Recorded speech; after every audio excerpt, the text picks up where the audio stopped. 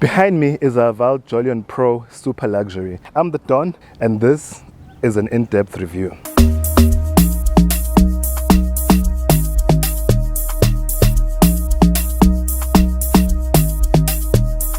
This is Haval Jolion, but with a sporty vibe. Look at the sports grille. You get a front apron, standard. Black wing mirror, standard. You can get blacked out rims too, or silver rims. They're standard. Nothing that's standard is checker 6060 making noise in my video. Anyway, blacked out roof rails, standard. Panoramic sunroof, standard. The theme is standard. Rear apron, standard. But now what GWM has done, because they want you to know that the Haval brand that's been killing it for years in South Africa is owned by them, they're starting to put their badge here. You can obviously remove it if you want to. I would, because why? Then you get Jolion Pro here. You get a full light bar that's LED at the back. Standard. You get LED lights. Standard. I think the theme for Chinese cars, we all know, standard, standard, standard, standard. There are hardly any options that you have to pick. What do you guys think of the look of this car? I think it looks straight out of Need for Speed. You know, when you're souping your car up a Need for Speed, it looks like it's straight out of Need for Speed. But I like it. What about you? Let me know in the comment section. So we're sitting in the Haval Jolion Pro. This is the Super Lux, 1.5 liter, 110 kilowatts. Honestly, first impressions, this car gives you enough power. I mean, if you want to drive every day, you're driving in traffic like this, as soon as you press, boom, you're moving. I'm not going to move into the car in front of me, but you can move. It gives you just enough power. For 110 kilowatts, it feels like it doesn't feel like it's only 110 kilowatts. I thought it was a 135 kilowatt one, but the owner who's behind the camera was like, nah bro, it's only 110. And I'm okay, I see you, Haval. Okay, before you all come for me, I realized I made a mistake. It's not 110 kilowatts, but it's 105 kilowatts. All models come with a 7-speed dual clutch gearbox and 210 Newton meters. Then you go to the S, which then gives you 130 kilowatts and 170 Newton meters of torque. And then you top out at 140 kilowatts and 375 Newton meters for the HEV Ultra Luxury. But this comes with a CVT because it's hybrid. Okay, got that right? Let's continue with the video. Let's do the acceleration test. Woo!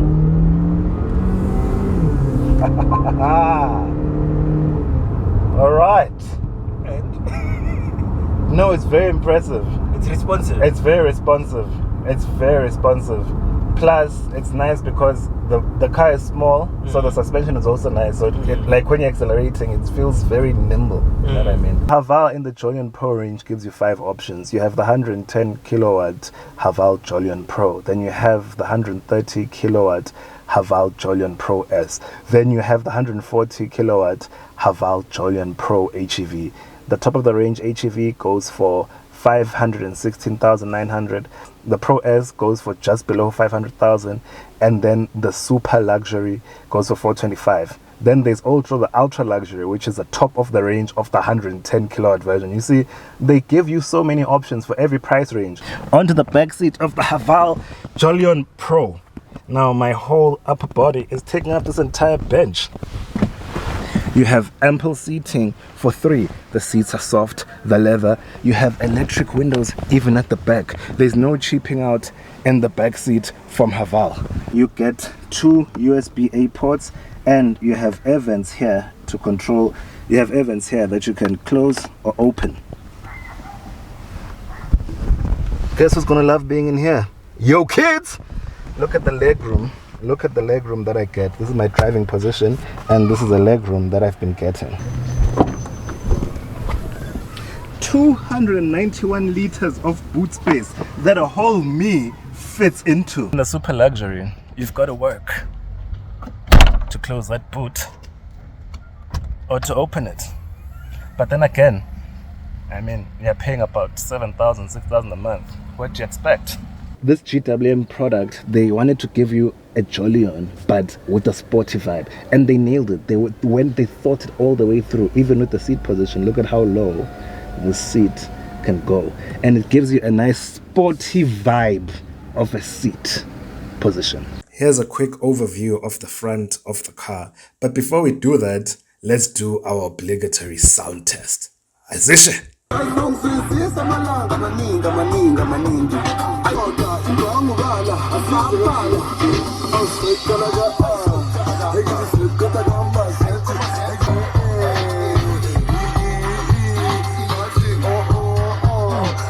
The great thing about the Haval Jolion Pro, you actually have buttons to switch on the aircon. Yes, you control the speed on the screen, but as soon as you press AC, it's right there. It's not a distraction at all.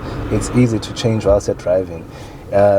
The one thing that's a bit far from me as a driver is changing the mode, but all the buttons are there. You don't have to faff around and find a small button and then keep pressing it. If you want it here, you just press there. It's very simple and easy to use. You can use it, you can sync it on dual, and you can control temperature on each side. So that's a plus. Wipers, automatic lights, standard. Traction control, you can switch it off. Sporty vibe, continued, and check. Okay, lane assist, traffic sign assist. Okay, comfort setting. Okay, driving setting.